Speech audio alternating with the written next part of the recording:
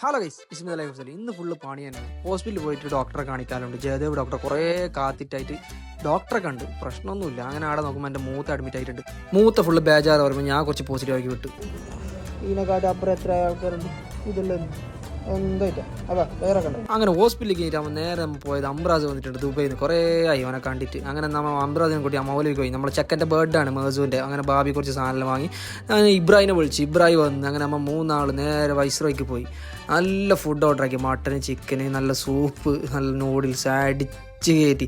ഈ ഇബ്രാഹിം തിന്നതിന് കണക്കും കയ്യില്ല. ചെങ്ങായിക്ക് ഫുഡ് ഒന്നും ഇല്ലെങ്കിൽ ഒരു പിരാന്ത് തന്നെ. തിന്ന് നോക്കാം അവൻ്റെ പ്ലേറ്റ് നോക്കാം എത്ര എന്തുള്ള സാധനം തേച്ചോക്കാൻ തന്നെ എടുത്തിനത്. അങ്ങനെ ഒരു മിനിറ്റും കുടിച്ചിട്ട് ഇബ്രാഹിനെ കുറച്ച് ഊക്കി വിട്ട് അങ്ങനെ കുറച്ച് അമ്രാസ് കുറച്ച് സാധനം വാങ്ങി ഉമ്മാക്കെല്ലാം. അമ്രാസ് ദുബൈയിൽ നിന്ന് പറഞ്ഞ കാര്യമായ മുട്ട ഞങ്ങൾക്ക് തന്ന്. അങ്ങനെ ഓഫീസിലെത്തി നോക്കുമ്പോൾ കാവും അജൊക്കെ വന്നിട്ടുണ്ട്. അങ്ങനെ ഓരോട് കുറച്ച് പിരാന്ത് കൊണ്ടി. അപ്പോൾ ഒരു കസ്റ്റമർ വന്നിട്ട് എൻ്റെ തല തിന്നതിന് കണക്ക് കഴിയില്ല. അങ്ങനെ പൊരക്ക് നോക്കുമ്പോൾ മേസിൻ്റെ ഫുള്ള് സെറ്റായിട്ടുണ്ട്. പപ്പ ഗിഫ്റ്റെല്ലാം കൊടുത്തിട്ടുണ്ട്. അങ്ങനെ മാമാവും പപ്പയൊക്കെ ഫുള്ള് കേക്കെല്ലാം മൂട്ടൊക്കെ വെച്ചിട്ട് അവൻ ചേക്കർക്ക് നാളുകളായിട്ട് കഴിയുന്നില്ല. ഓക്കെ ഗൈസ്, അപ്പോൾ ഇതാണ് അവസ്ഥ ഗൈസ്. അപ്പോൾ anyway thank you so much, by.